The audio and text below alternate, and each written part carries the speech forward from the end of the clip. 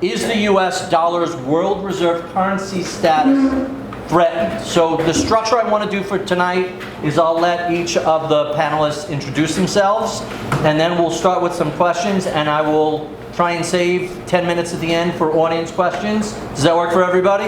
Yeah. All right, all good. So let's start. Ladies first.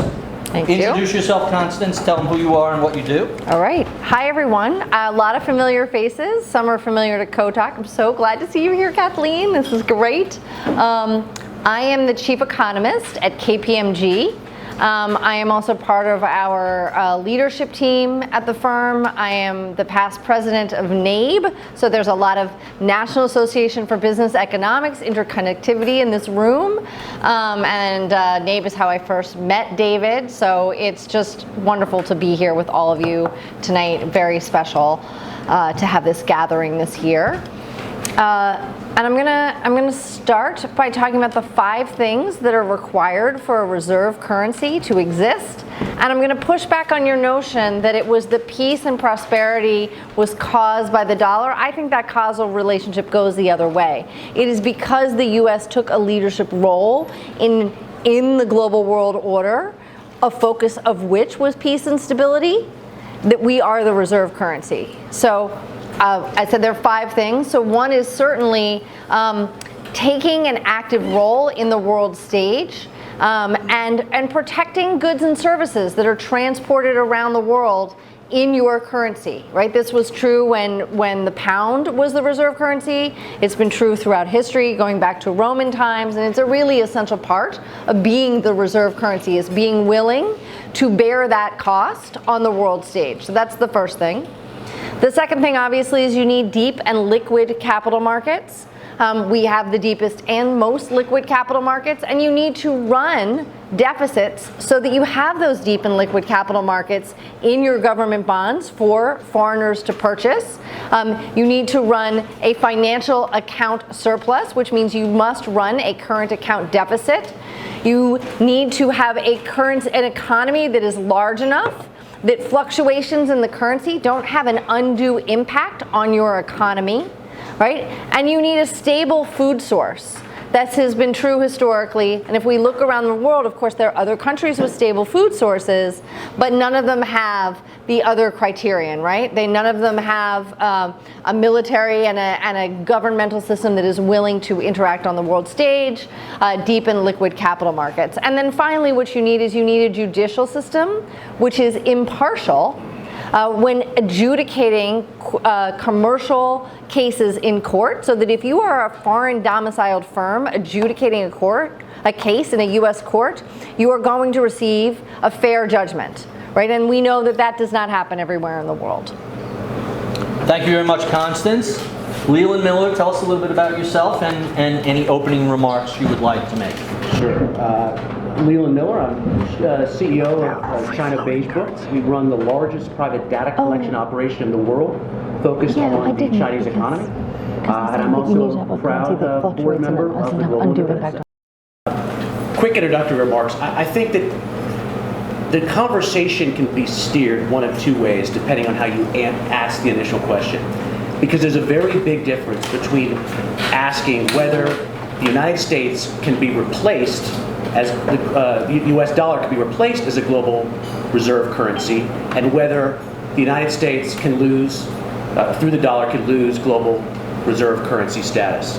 And I think where my remarks would generally go is that I am not worried about another currency rising. There's a bunch of options out there. None of them are good. None of them satisfy the prerequisites to what you need for a global reserve currency.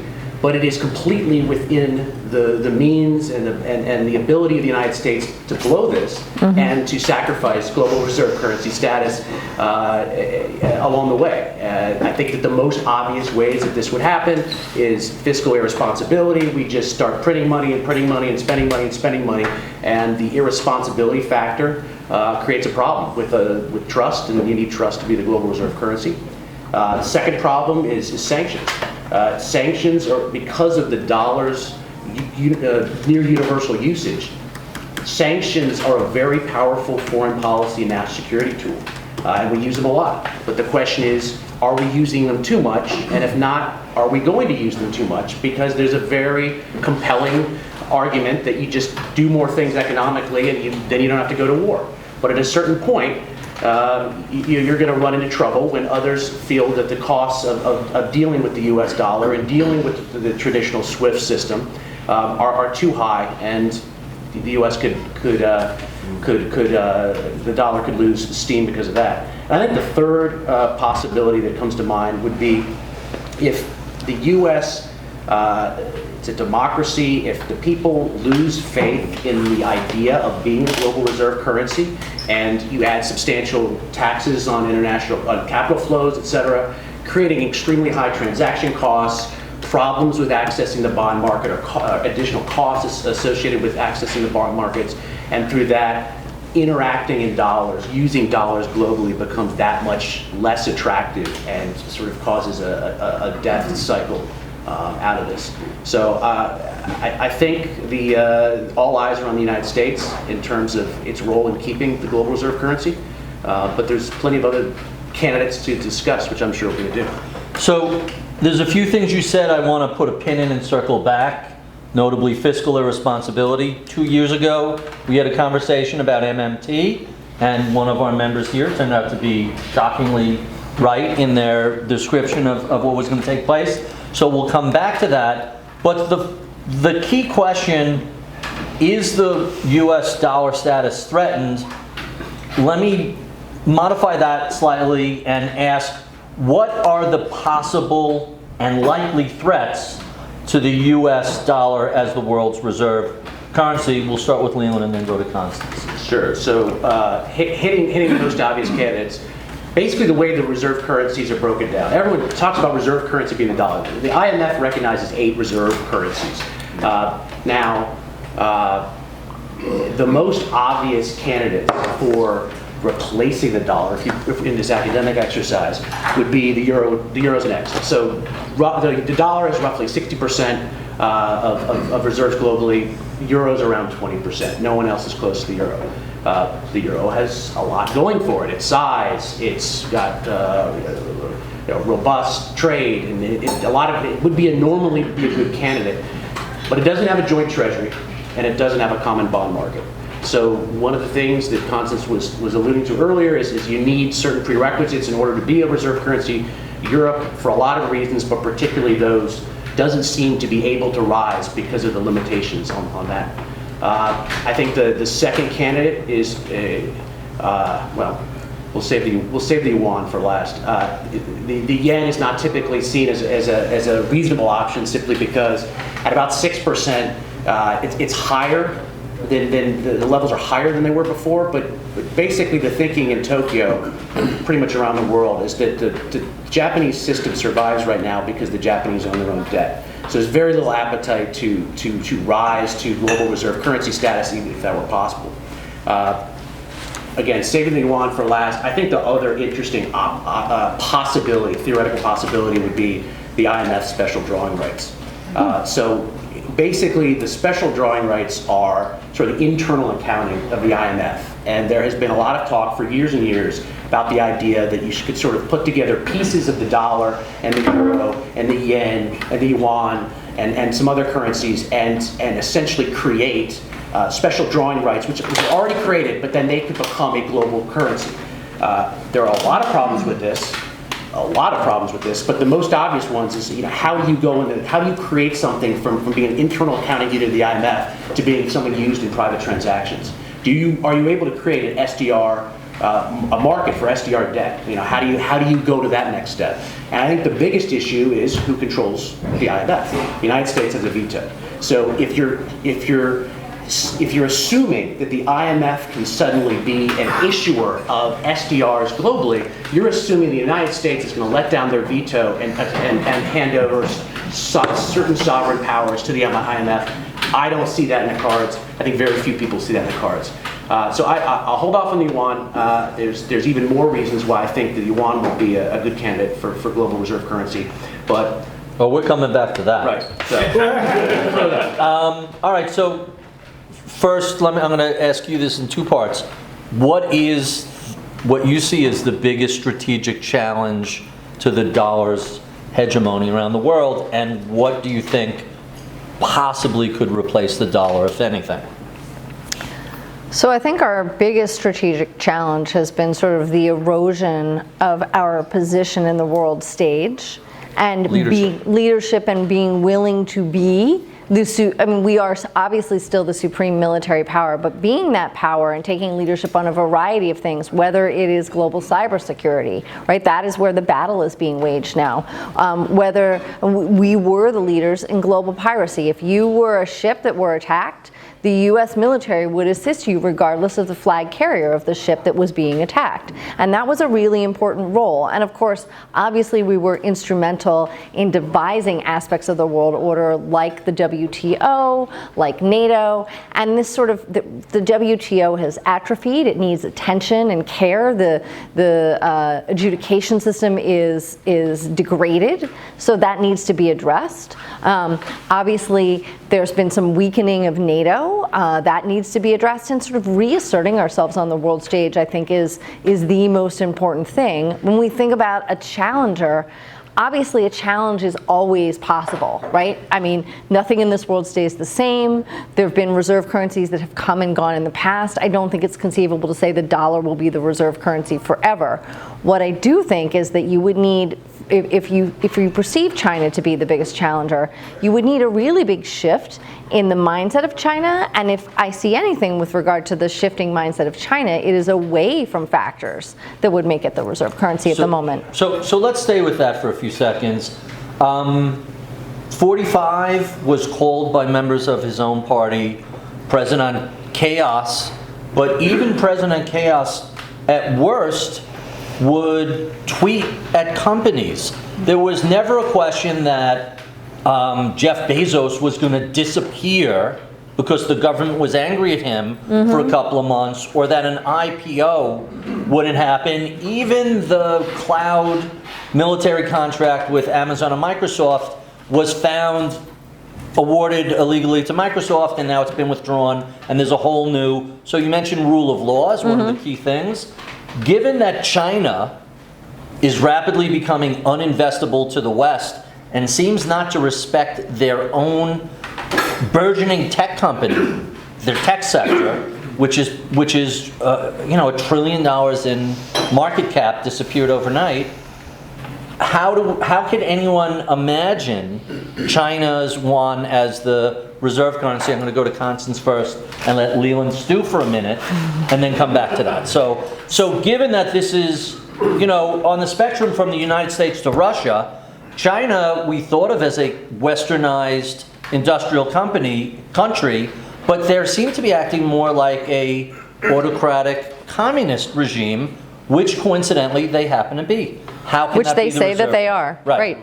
So I'm a member of the National Committee for U.S.-China Relations and part of the Track 2 economic dialogues. And what my Chinese colleagues would say and have been saying for the last year and a half or so, maybe 2 years, is, well, there's been a shift. Let's give the Beijing consensus a try.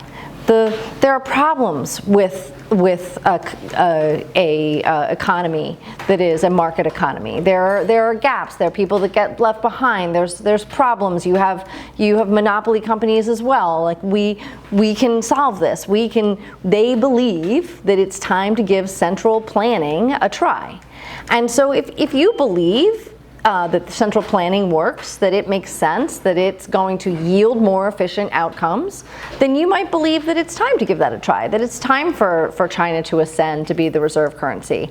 I personally think that while market economies are not perfect, there are frictions. Things happen over long periods of time, and the correction that occurs has time inconsistency, right?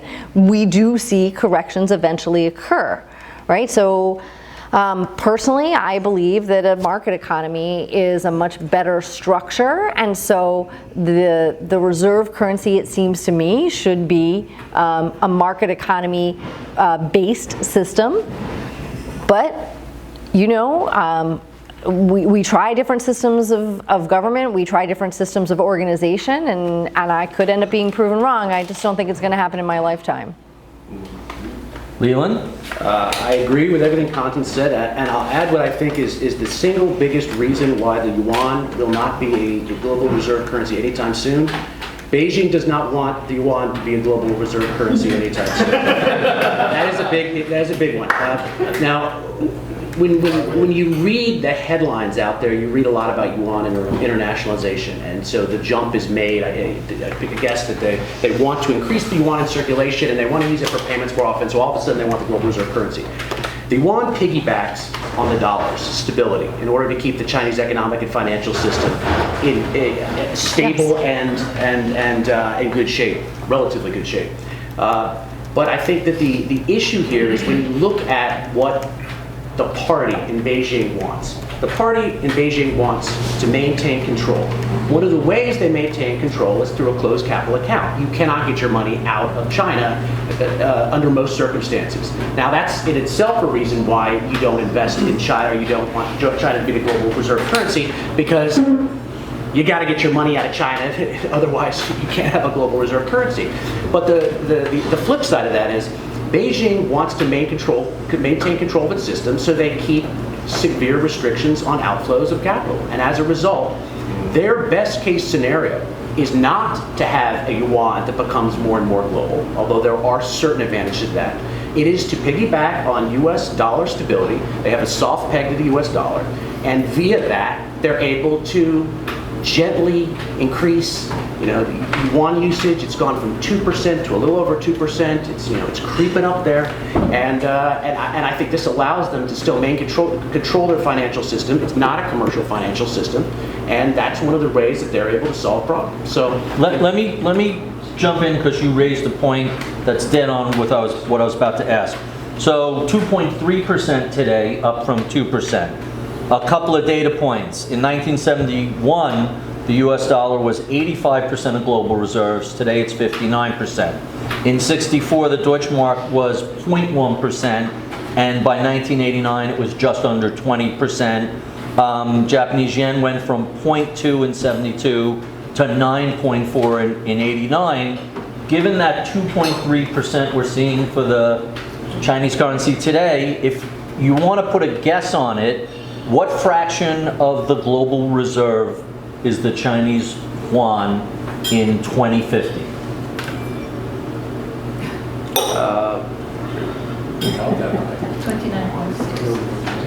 2050. 2045, 25 to 30 years from now. I say a few decades in the future. You could be squishy. You don't, just 10%. That's it. So it's up 4x from here. But I think that really depends on whether or not the Chinese Communist Party maintains its dogma, right? And whether they continue on this Beijing consensus path that they're on, right? That's a big determinant. If they stay on this path, I think they'd be lucky to get above 5. Wow. All right, so let's put a pin in China for a minute and start talking about central bank digital currencies. I know this is something that you're enthusiastic about. Tell us a little bit about CBDCs and whether they are a genuine threat to American hegemony and the US dollar as the world's reserve currency. Well, the central bank digital currency is essentially the central bank assuming the liability and possibly being the intermediary in interactions, in payment interactions. I'm not excited about it. I'm actually more skeptical of this than I am excited about it, because I think China's digital currency has certain advantages to their system that I think should be scary for everyone else. But when you even look, why? What are the advantages, and why should we be fearful? Because when people think about digital currencies in their mind, they think crypto or anonymized. The Chinese digital currency is the exact opposite. It is a tracking mechanism. Right. So there are advantages for this. They're going to be able to eliminate a lot of the gray economy and be able to tax it. They're going to be able to see financial flows as they happen, which can allow them to micromanage the economy potentially much more effectively. They have something which is fascinating that they're talking about, which are basically exploding vouchers. which are they'll dump money in your wallet, say the economy's not doing that well. Spend it or X. Spend it, you've got 4 days, 4 weeks, 4 months, whatever it may be, or it's gone. And you can really create very powerful micromanagement tools. How can you sign up for that? Well, it just appears in your wallet. You don't have to sign up for it. But one of the reasons that I come back on we won't jump ahead, but a U.S. central bank digital currency that scares me is that the Fed's ability to have any type of mandate that involves micromanaging the economy and having this type of ability to micro-target potential political populations scares the heck out of me. So wait, It scares the heck out of the Fed too, right? They don't want to, if they were to be engaged in a central bank digital currency, they would, that's one of their biggest concerns, right? That they lose their independence as a result of it and that it becomes a political tool. So I think the Fed really only wants to do this if they can maintain their independence and their dual mandate. Of course, you can, it's sort of a chicken and egg thing, right? So if you were to have that policy change and then fast forward and we had some kind of different zeitgeist in our country that said, oh, now we're going to change the Fed independence, right, after the fact, it'd be a little too late. But I would agree, I would say the Fed thinks that that's their biggest concern about a digital currency. So here's the push. Could I ask Constance, just, excuse me, to expand on that a little bit? Go. Kind of like, your sources on that a little bit, and just because that's a very powerful insight. Yeah, well, so I've had some conversations with some central bankers around this. I can't say a lot more than that, but that is sort of the concern. Mm-hmm. And actually, there's two great concern is they would lose their independence, right? That it would become a tool, as Leland mentioned, where they're saying, oh, you know, target these particular people, target this particular region, whatever. And obviously, it then becomes a tool of fiscal policy and not of monetary policy per se, right? And I think that's a concern of the Fed. There's two great papers and two. I don't understand that. Right. I Why don't would? understand why the digital would be a tool. Right. Well, if you're tracking, it allows you to target monetary policy targeted in a much more specific way. Although we've obviously crossed that Rubicon with the targeted fiscal assistance, and one could argue we haven't seen the final results, but we could argue that's really been effective. So the CARES Act passed legislation that sent money directly to people, and it showed up with a check in their bank account. Does it matter if the format is digital versus a paper check? It's fiscal legislation that passed it.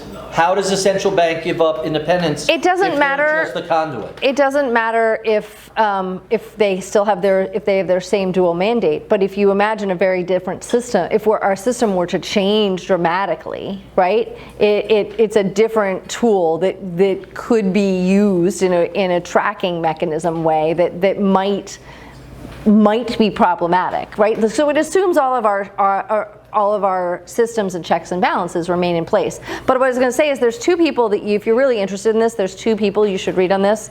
There is an amazing paper by Julia Coronado, and in fact she just testified in front of Congress last week.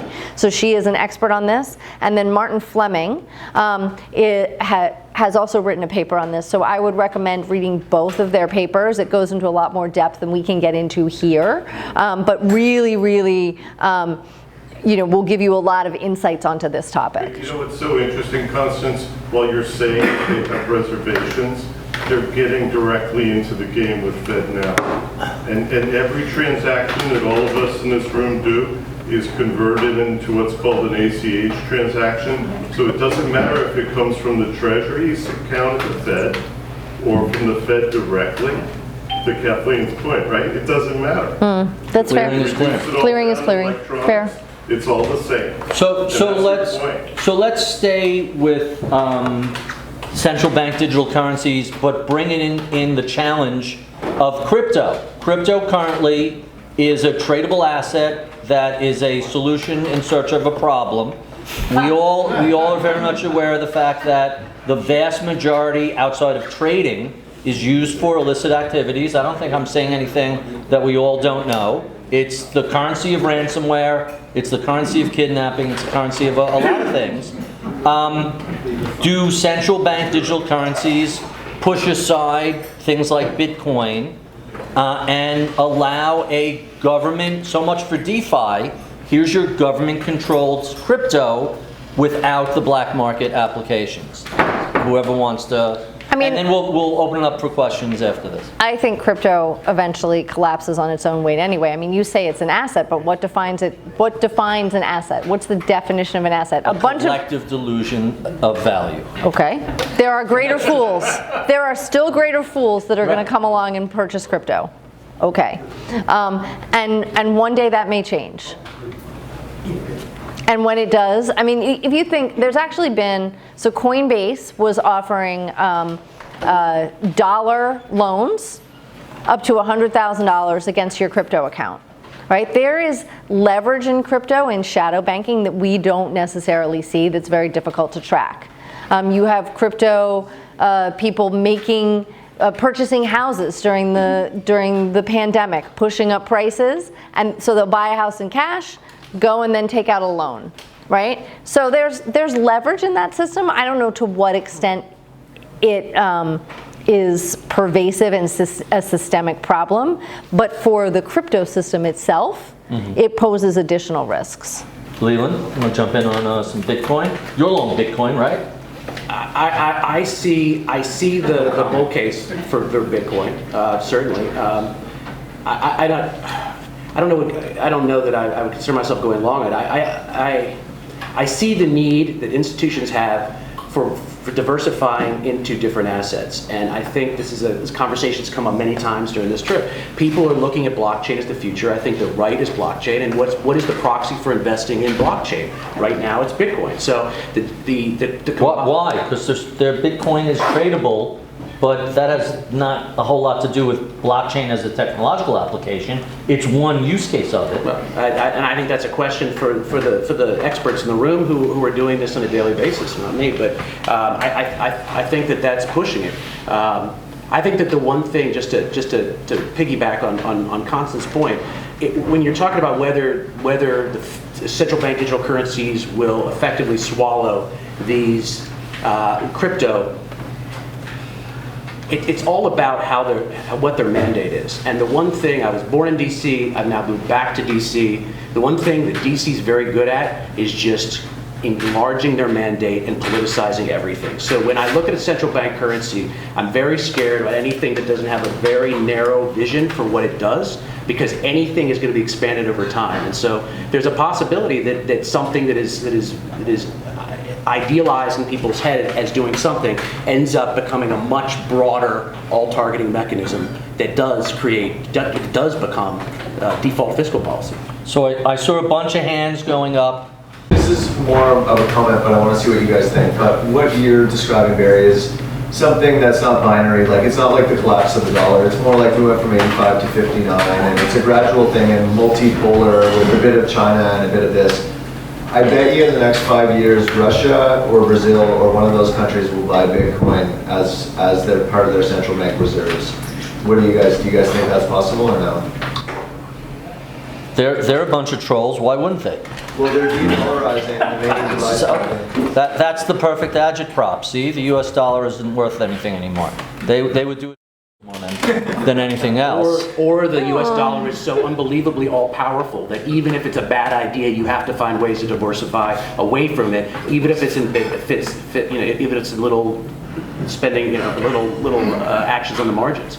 I mean, the Japanese have been pulling out of the dollar and into the yen, not because they're looking at their fiscal monetary situation as being some idealized state. It's a disaster. The Japanese economy is a marvel to look at. But they're looking at the dollar and they're seeing the risks associated with such dollar concentration, and they're seeing a need to diversify. And I think one of the big pushes for Bitcoin or some other crypto asset or whatever asset's coming next is that people are just desperate right now for finding some sort of diversifying, another piece of diversification for their portfolio. And right, well that's the problem, is the criticisms of the dollar apply to every fiat currency almost, other than China basically. The supply is increasing so much of all the fiat Worldwide. currencies that going to euro doesn't help you because the supply of euros is increasing at the same rate. So could I have a technical question? Jump in. Is a currency an asset? And, no, I'm serious, as is a stock or a bond where you own ownership of cash flows. So it's a serious question. So I'm diversifying, buying a speculative asset that might go up.